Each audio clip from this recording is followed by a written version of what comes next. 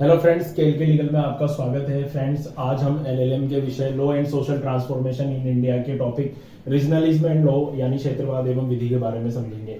सबसे पहले देखें हम दोस्तों की क्षेत्रवाद होता क्या है, फिर हम उसके पॉजिटिव और नेगेटिव एस्पेक्ट्स को देखेंगे। फ्रेंड्स, जो क्षेत्रवाद जो है वो पर्टिकुलर किसी भौगोलिक क्षेत्र या स्थान विशेष को इंगित करता है। जैसे हम सिंपल उदाहरण में देखें तो ये चित्र है जो राजस्थान के गांव का आप समझ लें, और ये एक शहर का चित्र है जो दिल्ली या मुंबई शहर का आप समझ सकते हैं। तो फ्रेंड्स, जो गांव का जो पर्टिकुलर जो स्थान है वहाँ के लोगों के बीच में जो है भाईचारा पाया जाता है। प्राकृतिक संसाधनों का उपयोग वह लोग ज्यादा करते हैं। प्रकृति से गांव के लोग जो है ज्यादा जुड़े होते हैं। वहीं दूसरी ओर शहरों में आप देखें तो शहरों में भाईचारा बिल्कुल नहीं देखने को मिलता। वहां पर बड़ी बड़ी बिल्डिंग्स, आपको फैक्ट्रीज, ट्रैफिक, पॉल्यूशन आपको देखने को मिलेगा। तो यह उस स्थान विशेष की यानी कि दिल्ली बॉम्बे जो है वहाँ स्थान विशेष की एक कल्चर है। वहाँ पर जो है उसकी यह पहचान है कि वहाँ पॉल्यूशन होता है, भीड़ भाड़ होती है। दिल्ली में या मुंबई बॉम्बे में बड़ी बड़ी बिल्डिंग होती है। वहीं गांव में जो है वो प्राकृतिक रूप से लोग जुड़े रहते हैं, प्राकृतिक अंचल और उनकी छांव में अपना जीवन व्यतीत करते हैं। इसको और हम सिंपल उदाहरण और देखें तो गांव में है ना, आपने देखा होगा कि कई किलोमीटर तक लोग रहते हैं, दूर दूर तक रहते हैं, फिर भी इतने दूर रहने के बावजूद भी जो है उनके बीच में जो है मेल जोल काफी होता है। एक दूसरे के नाम वो जानते हैं और गांव के जो लोग हैं पर्व त्योहारों पर या विशेष कार्यक्रमों में जो है आपस में मिलजुल कर जो है पार्टिसिपेट करते हैं और त्योहारों को मनाते हैं और हर्षोल्लास के साथ अपना जीवन जीते हैं। वहीं दूसरी ओर आप शहरों में देखें तो आपने देखा होगा कि आस पड़ोस में कई सालों तक लोग रहते रहते उनको टाइम हो जाता है, लेकिन वो एक दूसरे तक के नाम नहीं जानते हैं। केवल वो जो है अपने छोटे परिवार तक ही सीमित रहते हैं और मशीनी लाइफ जो होती है, एक मशीन की तरह यहाँ पे लाइफ होती है, बस वर्क वर्क वर्क। थोड़ी शांति की अनुभूति बड़े शहरों में दिल्ली मुंबई में हमको कम देखने को मिलती है। तो फ्रेंड्स, ये जो चीजें होती हैं यही वहाँ का जो स्थान होता है, जैसे दिल्ली बॉम्बे का जो है वहाँ का कल्चर बताती है।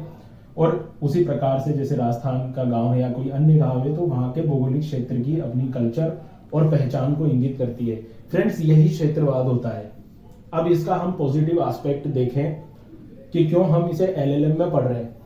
तो पॉजिटिव में देखें तो फ्रेंड, जो क्षेत्रवाद है वो भाईचारे को बढ़ाता है, एकता को बढ़ाता है, संगठित करता है लोगों को और क्षेत्र विशेष के लोगों के हितों की रक्षा करता है।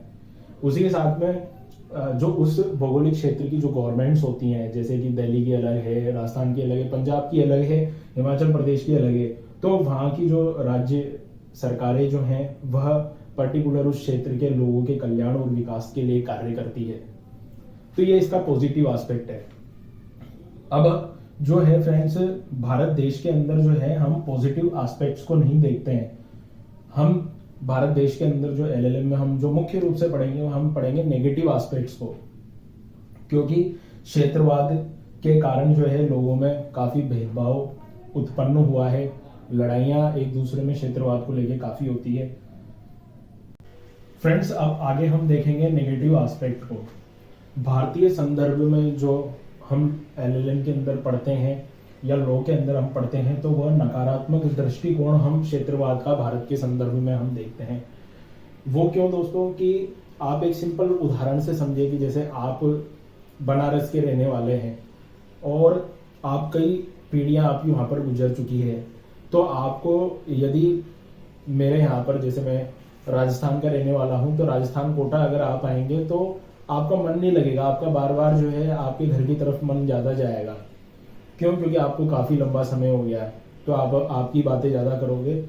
तो ये एक नेगेटिव चीज होती है जो हमें एक मोह के रूप में उस स्थान विशेष से जकड़े रहती है, जो कि हमारे देश की जो अखंडता है या यूनिटी है उसके लिए घातक है। वो कैसे फ्रेंड्स, कि आप देखें कि पर्टिकुलर जो क्षेत्र है, जैसे गांव में रहने वाले, ग्रामीण अंचलों में रहने वाले जो लोग हैं वो शहरों में गमन करते हैं, या शहरों के लोगों को कभी किसी जॉब के चलते हुए गांव में आना पड़ता है, तो उनका अपने क्षेत्र विशेष से जहां पर वो पले बड़े हैं उनका लगाव होता है। इसलिए कहते हैं कि जिसका जहां जन्म होता है उसका मन एक्चुअली में देखा जाए तो वहीं लगता है और कहीं नहीं लगता। लेकिन ये जो देश की एकता और अखंडता के लिए काफी बड़ा खतरा है। यह समूचे राष्ट्र को एक धागे से नहीं जोड़ सकता क्षेत्रवाद। और इसीलिए हमें नकारात्मक दृष्टिकोण क्षेत्रवाद का भारत में दिखाई देने को मिलता है। मैंने आपको समझा ही दिया, मनुष्य जहाँ सदियों से निवास करता है उसे छोड़ना नहीं चाहता है, उदाहरण देके आपको समझा दिया। यही कारण है कि क्षेत्रवाद के नाम पर जो है विभाजन और विवाद हुए हैं। जैसे क्षेत्रवाद के नाम पे, जैसे यूपी का अगर उदाहरण ले लें तो यूपी से उत्तराखंड अलग हुआ, तो ये क्षेत्रवाद का एक उदाहरण है। और अभी खालिस्तानी आतंकवादियों की मांग चल रही है पंजाब को लेकर कि हम जो है खालिस्तान मतलब जो सिख संप्रदाय जो है उसका एक अलग स्टेट बनाएंगे। क्षेत्रवाद का ही हम एक अन्य उदाहरण देखें तो महाराष्ट्र के अंदर जो है शिवसेना का बाला ठाकरे के समय में जो है वहां पर क्षेत्रवाद काफी ज्यादा क्षेत्रवाद के नाम पे भेदभाव किया जाता था कि केवल वहां पर जो रोजगार है वहां के स्थानीय निवासी जो मराठी लोग हैं उनको ही रोजगार मिलेगा और बाहर के लोगों के साथ में भेदभाव वाला व्यवहार किया जाता था।